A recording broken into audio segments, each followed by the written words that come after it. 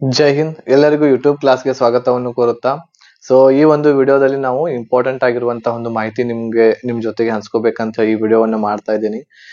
ಈಗಾಗಲೇ ಯಾರು ಮೆಡಿಕಲ್ಗೆ ಸೆಲೆಕ್ಟ್ ಆಗ್ಯಾರಿ ಅವರಂತೂ ಖುಷಿಯಾಗಿದ್ದಾರೆ. ಬಟ್ ಯಾರು ಇನ್ನು ಮೆಡಿಕಲ್ದಲ್ಲಿ ಸೆಲೆಕ್ಟ್ ಆಗಿಲ್ಲ, ಇಲ್ಲೇ ಹೊರಗೆ ಬಂದಿರಿ, ಅವರು ಕೂಡ ನಿಮ್ಮ ಧೈರ್ಯವನ್ನ ಕಳ್ಕೊಳ್ಲಿಕ್ಕೆ ಹೋಗ್ಬೇಡ್ರಿ. ಈಗ ಮುಂದಿನ ತಿಂಗಳ ಅಂದ್ರೆ ನವೆಂಬರ್ದಿಂದ ಮತ್ತೆ ಹೊಸದಾಗಿ ವೇಕೆನ್ಸಿಗಳು ಬರ್ತಾ ಇದಾವೆ. ಏಜ್ ಇತ್ತು ಅಂತಂದ್ರೆ ಈಗಲಿಂದಲೇ ನಿಮ್ಮ ಸ್ಟಡಿ ಇರ್ತಕ್ಕಂಥದ್ದು ಸ್ಟಾರ್ಟ್ ಮಾಡ್ರಿ. ಸೋಲನ್ನ ಒಪ್ಕೊಳ್ಬೇಡ್ರಿ. ಇಲ್ಲಿವರೆಗೆ ನೀವು ಬಂದಿರಿ ಅಂತಂದ್ರೆ ಏನಾದ್ರೂ ನೀವು ಸಾಧಿಸೇ ತೋರಿಸ್ತೀರ ಅನ್ನುವಂತ ವಿದ್ಯಾರ್ಥಿಗಳು ಮಾತ್ರ ಇಲ್ಲಿವರೆಗೆ ಬಂದಿರುವಂತದ್ದು. ಹಾಗಾಗಿ ನಿಮ್ಮ ಸ್ಟಡಿ ಈಗಲಿಂದಲೇ ಸ್ಟಾರ್ಟ್ ಮಾಡ್ರಿ. ಮುಂದಿನ ಸಲ ಅದಕ್ಕಿಂತ ಬೆಟರ್ ಆಗಿರುವಂತಹ ಪೋಸ್ಟ್ ನಿಮಗೆ ಸಿಗ್ಬಹುದು SSC GD ದಲ್ಲಿ. ಈ ಒಂದು ವಿಡಿಯೋದಲ್ಲಿ ನಾವು ಇವತ್ತು ಮೆಡಿಕಲ್ ಯಾವಾಗದಿಂದ ಪ್ರಾರಂಭ ಆಗ್ತೈತಿ ಅದ್ರ ಬಗ್ಗೆ ಚರ್ಚೆನ ಮಾಡ್ತಾ ಇದ್ದೇವೆ. ಅದ್ರ ಜೊತೆಗೆ ಇಂಪಾರ್ಟೆಂಟ್ ಆಗಿರುವಂತಹ ಡಾಕ್ಯುಮೆಂಟ್ಸ್ ಗಳು ನಿಮ್ಮ ಹತ್ರ ಏನೇನ್ ಇರಬೇಕು, ಯಾವ ಡೇಟ್ಸ್ ಒಳಗಡೆ ಇರಬೇಕು, ಕ್ರೂಸಿಯಲ್ ಡೇಟ್ ಏನಿದೆ ಅದ್ರ ಬಗ್ಗೆ ನಾವು ನೋಡೋಣ.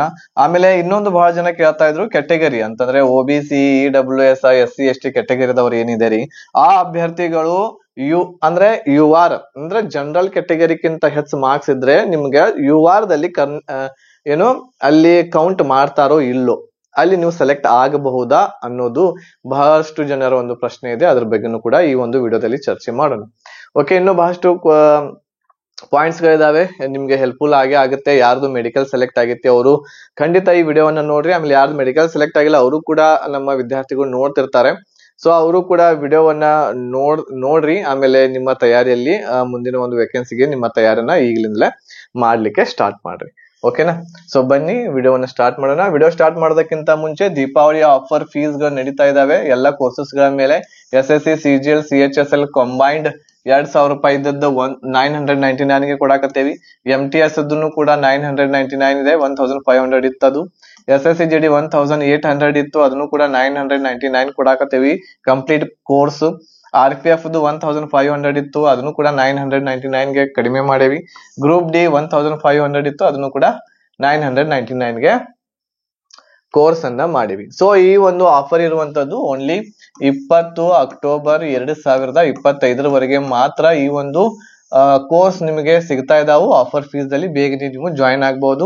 ಜಾಯಿನ್ ಆಗ್ಬೇಕಾಗಿತ್ತು ಅಂತಂದ್ರ ಈ ನಂಬರ್ಗೆ ಒಂದು ವಾಟ್ಸ್ಆಪ್ ಮೆಸೇಜ್ ಅನ್ನ ಮಾಡ್ರಿ. 8861927838 ನಂಬರ್ಗೆ ವಾಟ್ಸ್ಆಪ್ ಮೆಸೇಜ್ ಮಾಡ್ರಿ. ನಿಮ್ಗೆ ಯಾವ ಕೋರ್ಸ್ ಬೇಕಲ್ಲ ಆ ಕೋರ್ಸ್, ಉದಾಹರಣೆಗೆ SSC GD ಬೇಕು ಅಂತಂದ್ರೆ SSC GD 2026 ಅಂತ ಹೇಳಿ ಮಾಡ್ರಿ.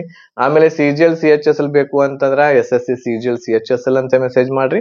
ನಿಮ್ಗೆ ಎಲ್ಲಾ ಡಿಟೇಲ್ ಮಾಹಿತಿ ವಾಟ್ಸ್ಆಪ್ ದಲ್ಲಿ ಕಳಿಸ್ತೇವೆ. ಅಲ್ಲಿ ನೀವು ಕ್ಲಾಸಸ್ ಗಳನ್ನ ತಗೊಂಡು ನಿಮ್ಮ ಸ್ಟಡಿಯನ್ನ ಮಾಡಬಹುದು.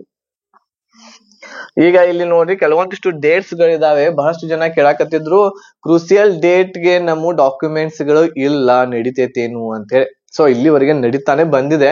ಕ್ರೂಸಿಯಲ್ ಡೇಟ್ ದೊಳಗೆ ಇರ್ಲಿಲ್ಲ ಅಂದ್ರೂ ಕೂಡ ಅದಕ್ಕೆ ಏನು ಪರಿಹಾರ ಇದೆ ಅನ್ನೋದನ್ನು ಕೂಡ ನಾವು ನೋಡೋಣ. ಬಹಳಷ್ಟು ಜನರದು ಕ್ರೂಸಿಯಲ್ ಡೇಟ್ ಒಳಗಡೆ ನಿಮ್ಮ ಡಾಕ್ಯುಮೆಂಟ್ಸ್ ಗಳು ಇಲ್ಲ, ಆದ್ರೂ ಕೂಡ ಸೆಲೆಕ್ಷನ್ ಆಗಿದ್ದೀರಿ. ನೋಡೋಣ. ಈಗ 1ನೇ ಪಾಯಿಂಟ್ ಏನು ಅಂತಂದ್ರ ಎಜುಕೇಶನ್ ಕ್ವಾಲಿಫಿಕೇಶನ್ ಏನಿದೆ ಅಲ್ಲ, ನಿಮ್ದು ಎಜುಕೇಶನ್ ಕ್ವಾಲಿಫಿಕೇಶನ್ ಆಕ್ಚುಲಿ ಈ ಒಂದು ಜಾಬ್ ಗೆ ಸೆಲೆಕ್ಟ್ ಆಗ್ಬೇಕಾಗಿತ್ತು ಅಂತಂದ್ರೆ 10th ಪಾಸ್ ಆದ್ರೆ ಸಾಕು. ಬಟ್ ನೀವು ಅಪ್ಲಿಕೇಶನ್ ಹಾಕುವಾಗ ನಂದು 10th ಆಗೈತಿ, ನಂದು PUC ಆಗೈತಿ, ನಂದು ಡಿಗ್ರಿ ಆಗೈತಿ, MA ಆಗೈತಿ, ಅದನ್ನ ಆಗೈತಿ ಅಂತ ಎಲ್ಲ ಹಾಕಿರ್ತೀರಿ. ಬಟ್ ಆ ರೀತಿ ನೀವು ಎಷ್ಟು ಏನೇನು ಹಾಕಿರಲ್ಲ, 10th ಅಷ್ಟೇ ಹಾಕಿದ್ರ 10th ಮಾರ್ಕ್ಸ್ ಕಾರ್ಡ್ ನಿಮ್ದು 1 ಜನವರಿ 2025 ಒಳಗಡೆನ ಅದು ನಿಮ್ಮ ಮಾರ್ಕ್ಸ್ ಕಾರ್ಡ್ ಡೇಟ್ ಒಳಗಡೆ ಇರ್ಬೇಕು. ಹೌದಾ? ಅಂದ್ರೆ 10th ನಿಮ್ದು 1 ಜನವರಿ 2025 ಒಳಗಡೆ ಮುಗಿದಿರ್ಬೇಕು. ಒಂದ್ ವೇಳೆ PUC ನಂದು ಆಗೈತಿ ಅಂತ ನೀವು ಅಪ್ಲಿಕೇಶನ್ ದಾಗ ಹಾಕಿರಂದ್ರೆ ಅದು ಕೂಡ 1 ಜನವರಿ 2025 ಒಳಗೆ ಮುಗಿದಿರ್ಬೇಕು. ಡಿಗ್ರಿ ಕೂಡ 1/1/2025 ಒಳಗಡೆ ಮುಗಿದಿದ್ದು ನಿಮ್ಮ ಹತ್ರ ಎಲ್ಲಾ ಒರಿಜಿನಲ್ ಮಾರ್ಕ್ಸ್ ಕಾರ್ಡ್ ಗಳು ಇರ್ಬೇಕು. ಓಕೆ, ಇದು ಒಂದು ಡೇಟ್ ಇಂಪಾರ್ಟೆಂಟ್ ಇದೆ. ಇಲ್ಲೂ ಕೂಡ ಬಹಳಷ್ಟು ಜನರು ಹೊರಗೆ ಹಾಕ್ತಾರ, ಇಲ್ರಿ ನಂದು 10th ಆಯ್ತಲ್ಲ, ಬರೀ 10th ಮೇಲೆ ಅಷ್ಟು ತೊಗೊಳಕತ್ತಾರು, ನನ್ನ PUC ನಾ ಹಂಗ ಸುಮ್ಮ ಹಾಕಿನಿ ಅಂತಂದ್ರೆ ಅಲ್ಲಿ ನಡೆಯಂಗಿಲ್ಲ. ನೀವು PUC ಆಗೈತೆ ಅಂತ ಹಾಕಿದ್ರಿ ಅಂತಂದ್ರೆ PUC ಮಾರ್ಕ್ಸ್ ಕಾರ್ಡ್ ನಿಮ್ದು ಈ ಡೇಟ್ ಒಳಗಡೆನೆ ಇರ್ಬೇಕು. ಇದಾದ್ಮೇಲೆ ನೆಕ್ಸ್ಟ್ ಇನ್ನೊಂದು ಇಂಪಾರ್ಟೆಂಟ್ ಡೇಟ್ ಏನು ಅಂತಂದ್ರೆ ಕ್ರೂಸಿಯಲ್ ಡೇಟ್ ಇದೆ, 14 ಅಕ್ಟೋಬರ್ 2024. ಇದು ಒಂದು ಕ್ರೂಸಿಯಲ್ ಡೇಟ್. ಅಂದ್ರೆ ಇಲ್ಲಿವರೆಗೆ ಅಪ್ಲಿಕೇಶನ್ಸ್ ಗಳನ್ನ ನೀವು ಹಾಕಿದ್ರಿ ಈ 2025 ಒಂದು ವೇಕೆನ್ಸಿಗಳಿಗೆ. ಇಲ್ಲಿ ನೋಡ್ರಿ, SC ST OBC ಮತ್ತು EWS ಇವು 3 ಏನು ಅಂತಂದ್ರ ಈಗ SC ST OBC caste certificate ಬರ್ತೈತಿ, ಆಮೇಲೆ EWS ಒಂದು ಸರ್ಟಿಫಿಕೇಟ್ ಬರ್ತೈತಿ. ಈ ಒಂದು ಗುಂಪಿನೊಳಗೆ ನೀವು ಅಪ್ಲಿಕೇಶನ್ ಅನ್ನ ಹಾಕಿರಿ. ಇವು ಎಲ್ಲವುಗಳು ಇರ್ತಕ್ಕಂಥದ್ದು ನೋಡ್ರಿ, SC ST OBC ಏನಿದಾವಲ್ಲ ಇವು ಮೂರು ಇರುವಂತದ್ದು ನಿಮ್ದು 14 ಅಕ್ಟೋಬರ್ 2024ಕ್ಕಿಂತ ಮುಂಚೆ ನೀವು ಆ ಸರ್ಟಿಫಿಕೇಟ್ ನಿಮ್ಮ ಹತ್ರ ಇರ್ಬೇಕು. ಆ ಸರ್ಟಿಫಿಕೇಟ್ ಡೇಟ್ 14 ಅಕ್ಟೋಬರ್ 2025ಕ್ಕಿಂತ ಮುಂಚಿತವಾಗಿರುವಂತಹ ಡೇಟ್ ಇರಬೇಕು. ಎಷ್ಟು ಹಳೇದು ನಡಿತೈತಿ ಅದು ನೋಟಿಫಿಕೇಶನ್ ಒಳಗೆ ಹೇಳಿಲ್ಲ. ಅದು 3 ವರ್ಷದೂ ನಡಿತೈತಿ, 4 ವರ್ಷದೂ ನಡಿತೈತಿ, 5 ವರ್ಷದೂ ಕೂಡ ನಡಿತೈತಿ. ಓಕೆ, ಇದೊಂದು ಕ್ಲಿಯರ್ ಆಯ್ತಾ? ಇದು ಕ್ರೂಸಿಯಲ್ ಡೇಟ್. ಬಟ್ ಬಹಳಷ್ಟು ಜನರದು ಇಲ್ಲ ಕ್ರೂಸಿಯಲ್ ಡೇಟ್ ಅದ್ದು ಅಂತ ಹೇಳಿ ಬಹಳಷ್ಟು ಜನರು ಈಗ ಕಮೆಂಟ್ ಕೂಡ ಮಾಡ್ತೀರಿ ನೀವು, ಹೌದಾ? ಸೊ ಅದಕ್ಕ ಹೋದ ವರ್ಷ ಅಥವಾ ಆಚೆ ಕಡೆ ವರ್ಷ ಹೆಂಗ್ ನಡೆದಿತ್ತು ಅಂತಂದ್ರ ಇದೇನು ಡೇಟ್ ಅದ ಒಳಗಡೆ ಯಾರ್ದು ಇರ್ದಿಲ್ಲ ಅವ್ರಿಗೆ ಏನ್ ಮಾಡಿದ್ರು ಅಂತಂದ್ರ ಅಲ್ಲಿ ಅಫಿಡವಿಟ್ ನಡೆಯಂಗಿಲ್ಲ ಅಲ್ಲಿ. ಸೊ ಅಫಿಡವಿಟ್ ನಡೆಯೋದಿಲ್ಲ. ಸೊ ಹಾಗಾಗಿ ಅಲ್ಲಿ ಏನ್ ಮಾಡಿದ್ರು ಅಂತಂದ್ರ ನೀವು ಯಾವ ತಹಸೀಲ್ದಾರ್ದಿಂದ ನಿಮ್ಮ OBC SC ST ಸರ್ಟಿಫಿಕೇಟ್ ಅನ್ನ ತೆಗೆಸ್ಕೊಂಡಿದ್ರಲ್ಲ, ಸೊ ಅಲ್ಲಿ ಹೋಗಿ ಒಂದು ಲೆಟರ್ ಬರ್ಕೊಂಡ್ ಬರ್ಬೇಕಾಗ್ತೈತಿ. ಅಂದ್ರ ನಾನು ಅಪ್ಲಿಕೇಶನ್ ಹಾಕುವಾಗ ಅಂದ್ರೆ ಈ ಡೇಟ್ಗಿಂತ ಮುಂಚೆ ನಾನು OBC ದವನೇ ಆಗಿದ್ದೆ, ನಾನು OBC ಕ್ಯಾಟಗರಿದೊಳಗನ ಇದ್ದೆ ಅಂತ ಹೇಳಿ ಬರೋದು ಅಲ್ಲಿ ತಹಸೀಲ್ದಾರದ ಸೈನ್ ಮಾಡಿಸ್ಕೊಂಡು ಒಂದು ಲೆಟರ್ ಕೊಟ್ಟು ಹೋದ ವರ್ಷ ನಡೆಸಿದ್ದಾರೆ. ಬಟ್ ಈ ಸಲ 100% ಮತ್ತ ಹಂಗ ನಡೆಸ್ತಾರ ಅಂತ ಹೇಳಕ್ ಬರಂಗಿಲ್ಲ. ಇಲ್ಲಪ್ಪ ನಮಗೆ ಇದ ಡೇಟ್ ಅದ ಒಳಗಿಂದನ ಬೇಕು ಅಂತ ಕುಂತಂದ್ರ ಏನು ಮಾಡಕ್ ಆಗಂಗಿಲ್ಲ. ಓಕೆ, ಬಟ್ ಶ್ಯೂರ್ ಆಗಿ ಹೇಳಕ್ ಬರಂಗಿಲ್ಲ, ಆ ರೀತಿ ಮಾಡಬಹುದು. ಓಕೆ, ಇದು SC ST OBC ಆಮೇಲೆ OBC ಸರ್ಟಿಫಿಕೇಟ್ ಆಗಿರಬಹುದು. ಈ OBC ಸರ್ಟಿಫಿಕೇಟ್ ನೋಡ್ರಿ, ಇದು ಇಂಗ್ಲಿಷ್ ದಲ್ಲಿ ಇರಬೇಕು. ಆಮೇಲೆ ಇದು ಸೆಂಟ್ರಲ್ ಗೌರ್ಮೆಂಟ್ ಅದನ್ನ ಇರ್ಬೇಕು, ಕಂಪಲ್ಸರಿ ಇಂಗ್ಲಿಷ್ ಒಳಗ ಸೆಂಟ್ರಲ್ ಗೌರ್ಮೆಂಟ್ ಅದನ್ನ OBC ಸರ್ಟಿಫಿಕೇಟ್ ಇರಬೇಕು. OBC ಸರ್ಟಿಫಿಕೇಟ್ ಮೇಲೆ ಬರ್ದಿರ್ತಾರ under the government of India ಅಂತ ಇತ್ತು ಅಂತಂದ್ರ ಓಕೆ. ಯಾವ ರೀತಿ ಬರ್ದಿರಾಕಿ ಇಲ್ಲ ಅಂತಂದ್ರ ಇಲ್ಲಿ ಮೇಲ್ ಹೆಡ್ಡಿಂಗ್ ಇರ್ತೈತಿ ಕರ್ನಾಟಕ ಗೌರ್ಮೆಂಟ್ ಅಂತ ಇರ್ತೈತಿ, ಅಲ್ಲಿ ಕೆಳಗೆ ಇಲ್ಲಿ ಕೌನ್ಸ್ ಒಳಗ ಬರ್ದಿರ್ತಾರ ಅವ್ರೆ ಒಂದ್ 4 ಲೈನ್, 1-2-3 ಲೈನ್ ಇರ್ತಾವ, ಲಾಸ್ಟ್ ಇರ್ತೈತಿ ಅದು under the government of India ಅಂತ ಇರ್ತೈತಿ. ಆ ರೀತಿ ಇತ್ತು ಅಂತಂದ್ರೆ OBC ಸರ್ಟಿಫಿಕೇಟ್ ಓಕೆ. ಇದಾದ್ಮೇಲೆ ನೆಕ್ಸ್ಟ್ SC ST ಸರ್ಟಿಫಿಕೇಟ್ ಏನಿದಾವಲ್ಲ ಇವುಗಳು ಕೂಡ ನಿಮ್ಮ ಎದ್ರೊಳಗಿರ್ಬೇಕು, ಇಂಗ್ಲಿಷ್ ಒಳಗಿರ್ಬೇಕು. ಬಟ್ ಇವು ನಮ್ಮ ಸ್ಟೇಟ್ ಇದ್ರ ನಡಿತೈತಿ, ಪಾಸ್ ಮಾಡ್ತಾರೆ. ಓಕೆ, ಇದು ಸ್ಟೇಟ್ ಅದನ್ನ ಸಿಗ್ತೈತಿ ನಿಮ್ಗ SC ST ಕ್ಯಾಟಗರಿದವರಿಗೆ. ಸೊ ಇದು ನಮ್ಮ ಸ್ಟೇಟ್ ಅದ ಇಂಗ್ಲಿಷ್ ಒಳಗಿತ್ತು ಅಂತಂದ್ರ ಓಕೆ. OBC ಏನು ಸೆಂಟ್ರಲ್ ಗೌರ್ಮೆಂಟ್ ದನ ಇರಬೇಕು, ಇಂಗ್ಲಿಷ್ ಒಳಗನ ಇರ್ಬೇಕು. ಆಮೇಲೆ EWS ಏನೈತಲ್ಲ ಇದು ಕೂಡ ಏನು ಅಂತಂದ್ರ ಸೆಂಟ್ರಲ್ ಗೌರ್ಮೆಂಟ್ ಅದನ್ನ ಇರ್ಬೇಕಾಗ್ತೈತಿ. ಸೆಂಟ್ರಲ್ ಗೌರ್ಮೆಂಟ್ ಅದ EWS ಸರ್ಟಿಫಿಕೇಟ್ ತೆಗಿಸ್ಬೇಕು, ಇಂಗ್ಲಿಷ್ ಒಳಗನ ಇರಬೇಕು. ಬಟ್ ಈ EWS ಇರುವಂತಹ ಏನ್ ಸರ್ಟಿಫಿಕೇಟ್ ಐತ್ಲಾ ಇದು 2024-25ನೇ ಸಾಲಿನ ಫೈನಾನ್ಸಿಯಲ್ ಇಯರ್ ಆಗಿರ್ಬೇಕು. ಅಂದ್ರ 1 ಏಪ್ರಿಲ್ 2024 ಆದ್ಮೇಲೆ 1 ಏಪ್ರಿಲ್ ಆದ್ಮೇಲೆ ಇರ್ಬೇಕದು. 1 ಏಪ್ರಿಲ್ಕ್ಕಿಂತ ಮುಂಚೆ ಅಲ್ಲ, 1 ಏಪ್ರಿಲ್ ಆದ್ಮೇಲೆ ಇರ್ಬೇಕು. 1 ಏಪ್ರಿಲ್ ಆದ್ಮೇಲೆ ಇರ್ಬೇಕು. ಆಮೇಲೆ ಮತ್ತೆ ಏನು 1 ಏಪ್ರಿಲ್ ಅಂದ್ರೆ ಅದ್ರ ಮೇಲೆ ಬರ್ದಿರ್ತಾರ ಅವ್ರು 2024-25 ಫೈನಾನ್ಸಿಯಲ್ ಇಯರ್ 1 ಏಪ್ರಿಲ್ ಆದ್ಮೇಲೆ ಇರ್ಬೇಕು. ಆಮೇಲೆ ಇದಕ್ಕಿಂತ ಮುಂಚೆ ಇರ್ಬೇಕು. ಯಾವುದು 14 ಅಕ್ಟೋಬರ್ 2024ಕ್ಕಿಂತ ಮುಂಚೆ ಅಂದ್ರೆ ಈ ಡೇಟ್ಗಳ ನಡುವೆ ಇರ್ಬೇಕು ನೋಡ್ರಿ. 1 ಏಪ್ರಿಲ್ 2024 ಆಮೇಲೆ 14 ಅಕ್ಟೋಬರ್ 2024 ಇದರ ನಡುವೆ EWS ಸರ್ಟಿಫಿಕೇಟ್ ನಿಮ್ದು ಇರ್ಬೇಕು. ಓಕೆ, ಕ್ಲಿಯರ್ ಆಯ್ತಾ? ಇದು EWS ದವ್ರದ್ದು ಈ ರೀತಿ ಇರ್ಬೇಕಾಗ್ತೈತಿ. ಇಲ್ರಿ ನಂದು ಹಂಗಿಲ್ಲ ಹಿಂಗಿಲ್ಲ ಅಂತಂದ್ರ ಅಲ್ಲಿ ಏನೋ ಕೇಳಂಗಿಲ್ಲ. ಏನೋ ನಿಮ್ ಲಕ್ ಈ ಸಲನು ಹೋದ್ ಸಲ ಹೆಂಗಿತ್ತು ಹಂಗ ಮಾಡಿದ್ರ ಅಂತಂದ್ರ ನಡಿಬಹುದು. ಬಟ್ ಹೇಳಕ್ ಆಗಂಗಿಲ್ಲ, 100% ಈ ರೀತಿ ಮಾಡ್ತಾರಂತೆ. ಬಟ್ ಇದಂತೂ ನೋಟಿಫಿಕೇಶನ್ ಒಳಗೆ ಇರುವಂತದ್ದು ಮಾಹಿತಿ ನಿಮ್ಗ ನಾನು ಹೇಳಾಕತ್ತೀನಿ, ಹೌದಾ? ಆಮೇಲೆ ಎಷ್ಟು ಹಳೇದಿರ್ಬೇಕು ಇದಂತೂ ಫೈನಾನ್ಸಿಯಲ್ ಇಯರ್ ಇರ್ಬೇಕಾ EWS 2024-25 ಇರ್ಬೇಕು EWS ದವ್ರದ್ದು. ಆಮೇಲೆ SC ST OBC ಇದು 3 ವರ್ಷ ಹಳೇದಿದ್ರು ನಡಿತೈತಿ, 4 ವರ್ಷ ನಡಿತೈತಿ, 5 ವರ್ಷ ಕೂಡ ನಡಿತೈತಿ. ಓಕೆ, ಬಟ್ ಅದು ಎಲ್ಲಿಯೂ ನೋಟಿಫಿಕೇಶನ್ ಒಳಗೆ ಹೇಳಿಲ್ಲ. ಬಟ್ 3 ವರ್ಷ 4 ವರ್ಷ 5 ವರ್ಷ ಇತ್ತಂದ್ರ ನಡಿತೈತಿ. ಓಕೆ, ಇವು SC ST ಮತ್ತು OBC. ಸೊ ಇವು ಇಂಪಾರ್ಟೆಂಟ್ ಆಗಿರುವಂತಹ 2 ಡೇಟ್ಗಳಿಗೆ ಇಷ್ಟು ಸರ್ಟಿಫಿಕೇಟ್ಸ್ ಗಳು ನಿಮ್ಮ ಹತ್ರ ಕರೆಕ್ಟ್ ಆಗಿ ಇಲ್ಲಿ ಇರ್ಬೇಕು. ಈಗ ಇನ್ನು ಕೆಲವೊಂದಿಷ್ಟು ಕ್ವಶನ್ಸ್ ಗಳು ನನಗೆ ಬಹಳ ವಿದ್ಯಾರ್ಥಿಗಳು ಕೇಳಕತ್ತಿದ್ರು. ಒಂದೇದೇನು ಅಂತಂದ್ರ ಯುಆರ್ದಲ್ಲಿ ನಾವು ಸೆಲೆಕ್ಟ್ ಆಗಬಹುದಾ ಅಂತೇಳಿ. ಈಗ ಉದಾಹರಣೆಗೆ ಈಗ ಒಬ್ಬ ವಿದ್ಯಾರ್ಥಿ OBC ಇರುವಂತಹ ವಿದ್ಯಾರ್ಥಿ ಇದ್ದಾನೆ, ಅವನು 110 ಮಾರ್ಕ್ಸ್ ತಗೊಂಡಾನ. ಅವನ್ ಎಷ್ಟು ಮಾರ್ಕ್ಸ್ ತಗೊಂಡಾನು? 110 ಮಾರ್ಕ್ಸ್. ಬಟ್ UR ಇರುವಂತಹ ಕಟ್ ಆಫ್ 90ಕ್ಕೆ ನಿಂತು ಅಂತಂದ್ರ ಈ ಒಂದು OBC ಇದಾನು 110 ತಗೊಂಡಾನು ಇವನು ಜನರಲ್ ಒಳಗೆ ಹಾಕ್ತಾರೇನು ಅಂತೇಳಿ ಬಹಳ ಜನರದಿತ್ತು. ಅದೇ ರೀತಿ OBC SC ST ಈ ರೀತಿ ಎಲ್ಲಾನು ತಿಳ್ಕೊಳ್ರಿ. ಒಂದು OBC ನಾ ಉದಾಹರಣೆ ಕೊಡಾಕತ್ತೀನಿ. ಸೊ 110 ತಗೊಂಡಾನು ಇಲ್ಲಿ 90ಕ್ಕೆ ನಿಂತೈತಂದ್ರ ನಾ ಇಲ್ಲಿ ಹೋಗ್ಬಹುದಾ? ಖಂಡಿತ ಹೋಗ್ಬೋದು.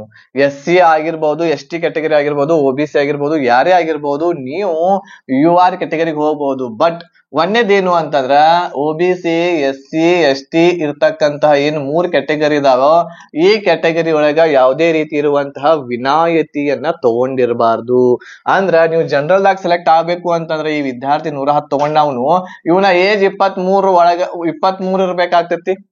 ಇವನು 23 ಏಜ್ ಒಳಗಡೆನ ಇರ್ಬೇಕಾಗ್ತೈತಿ. ಆ ಒಂದ್ ವೇಳೆಗೆ ST ಕ್ಯಾಟಗರಿ ಇದ್ದ ಅಂತಂದ್ರ 165 ಹೈಟ್ ಐತಿ. ಹೌದಾ?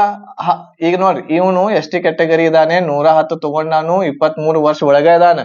ಬಟ್ ST ಕ್ಯಾಟಗರಿ ಇದಾನು, ಇವನ ಹೈಟ್ 165 ಐತಿ ಅಂದ್ರ ಅವಂಗ ಜನರಲ್ ಒಳಗ ಹಾಕಂಗಿಲ್ಲ. ಅವಂಗ ಎಲ್ಲಿ ಹಾಕ್ತಾರೆ ಅಂದ್ರ ಮತ್ತೆ ST ಒಳಗನ. ಯಾಕಂದ್ರ ಇವ್ ವಿನಾಯಿತಿ ಇಲ್ಲಿ ತಗೊಂಡಾನ, ಹೈಟ್ ಒಳಗ ರಿಲ್ಯಾಕ್ಸೇಷನ್ ತಗೊಂಡಾನ ಅವನು. ಆಮೇಲೆ ಏಜ್ ಒಳಗೂ ಕೂಡ ಇಲ್ಲಿ ಯಾರಾದ್ರೂ ರಿಲ್ಯಾಕ್ಸೇಷನ್ ತಗೊಂಡು ಹೆಚ್ಚು ಮಾರ್ಕ್ಸ್ ತಗೊಂಡಿದ್ರಂದ್ರ ಅವ್ರಿಗೆ ಇಲ್ಲಿ ಹೋಗಾಕ್ ಕೊಡಂಗಿಲ್ಲ.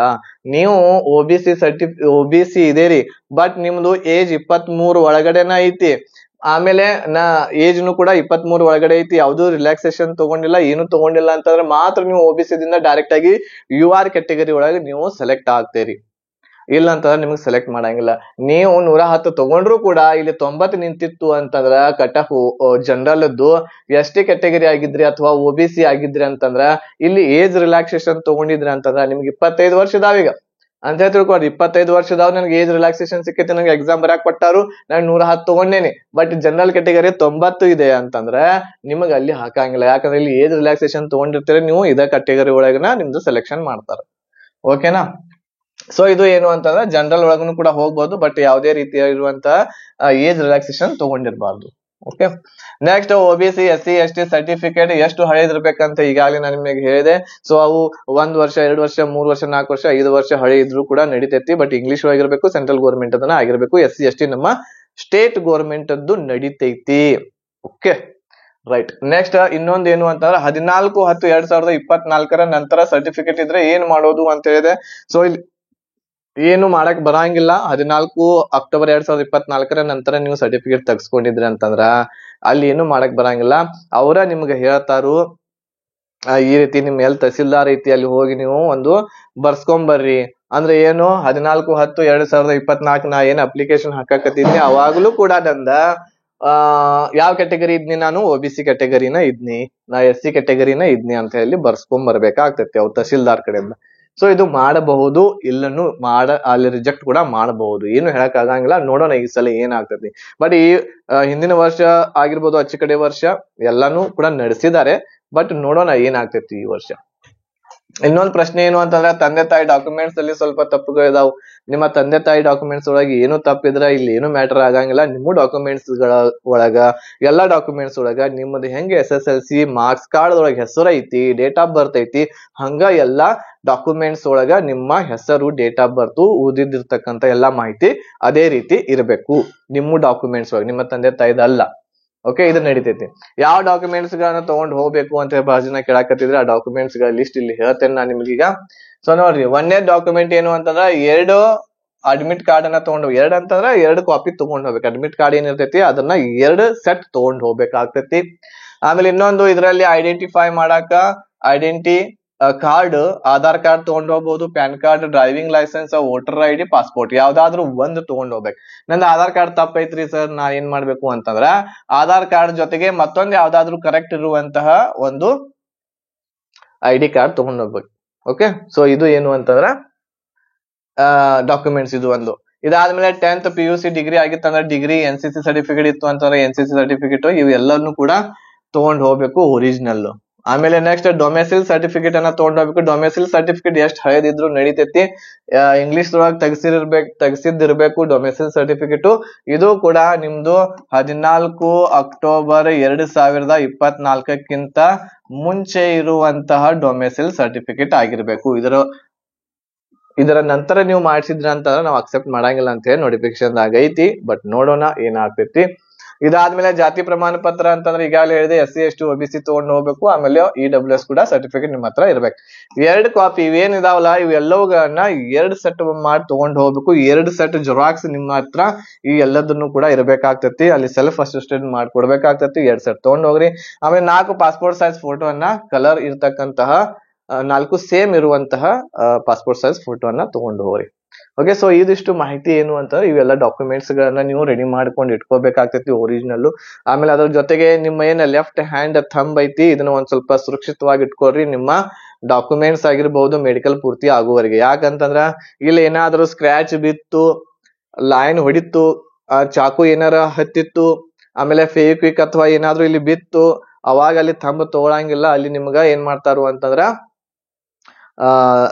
ಏನು ಅಂತಂದ್ರೆ ನಿಮ್ಗೆ ಡೌಟ್ ಒಳಗೆ ಇಡ್ತಾರ ಅಲ್ಲಿ. ಹೌದಾ, ಈಗ ಬಹಳಷ್ಟು ಜನರದ್ದು ಏನ್ ಮಾಡ್ಯಾರ ಅಂತಂದ್ರ ಕೆಲವೊಂದಿಷ್ಟು ವಿದ್ಯಾರ್ಥಿಗಳ ವಿದ್ಹೆಲ್ಡ್ ಇರ್ತಕ್ಕಂಥದ್ದು ಮಾಡ್ಯಾರ ರಿಸಲ್ಟ್. ಸೊ ಆ ವಿದ್ಹೆಲ್ಡ್ ಬಹಳಷ್ಟು ಜನ ಕೇಳಾಕತ್ತಿದ್ರು ವಿದ್ಹೆಲ್ಡ್ ಬಗ್ಗೆ ಏನು ಅಂತೇಳಿ. ಸೊ ನೋಡ್ರಿ, ವಿದ್ಹೆಲ್ಡ್ ಇರ್ತಕ್ಕಂಥದ್ದು ಅಲ್ಲಿ ನಿಮ್ ಬಯೋಮೆಟ್ರಿಕ್ ಏನಾರ ಸಮಸ್ಯೆ ಆಗಿರ್ಬೇಕು, ಅದ್ರ ಸಲುವಾಗಿ ಮಾಡಿರ್ತಾರ. ಆಮೇಲೆ ಡಾಕ್ಯುಮೆಂಟ್ಸ್ ಅಥವಾ ಏನಾದ್ರು ಮಿಸ್ ಮ್ಯಾಚಿಂಗ್ ಎಕ್ಸಾಮ್ ಟೈಮ್ ದಲ್ಲಿ ಅಥವಾ ಏನಾದ್ರು ಅಕ್ಕಡಿ ಕಡೆ ಹಿಂಗ್ ನೋಡಿದ್ರಿ ಅಂತಂದ್ರ, ಸೊ ಈ ರೀತಿ ಏನಾದ್ರು ಪ್ರಾಬ್ಲಮ್ಸ್ ಇದ್ದಾಗ ಅವ್ರಿಗೆ ಕಂಡು ಬಂದಾಗ ಅವರು ವಿತ್ಹೆಲ್ಡ್ ಮಾಡಿರ್ತಾರೆ ನಿಮ್ದು ರಿಸಲ್ಟ್ ಅನ್ನ. ಈಗ ಬಹಳಷ್ಟು ವಿದ್ಯಾರ್ಥಿಗಳು ನಮ್ಮ ಕರ್ನಾಟಕದ ಅಭ್ಯರ್ಥಿಗಳದ್ದು ಕೂಡ ಮಾಡ್ಯಾರೆ. ಸೊ ಅದು ಇವ್ರ ಜೊತೆಗೆ ನಿಮ್ದು ಬಹುಶಃ ಮೆಡಿಕಲ್ ಆದ್ರೂ ಆಗ್ಬಹುದು, ಇಲ್ಲ ಅಂತಂದ್ರೆ 2, 3, 4 ತಿಂಗಳು ಕೂಡ ಹೋಗ್ಬಹುದು, ಅಥವಾ 1 ವರ್ಷ 2 ವರ್ಷನೂ ಕೂಡ ಹೋಗ್ಬಹುದು.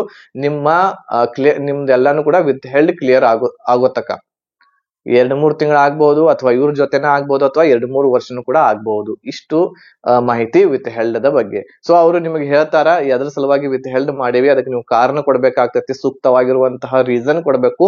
ಅದು ಅವ್ರಿಗೆ ಕರೆಕ್ಟ್ ಆಗಿ ಅನ್ಸಿತ್ತು ಅಂತಂದ್ರೆ ನಿಮ್ದು ಕರೆಕ್ಟ್ ಆಗಿ ಮುಂದೆ ಪ್ರೊಸೆಸ್ ಮಾಡ್ತಾರ. ಇಲ್ಲ ಅಂತಂದ್ರ ವಿತ್ಹೆಲ್ಡ್ ಮಾಡಿ ಅಲ್ಲಿಂದ ಹೊರಗೆ ತೆಗಿತಾರ.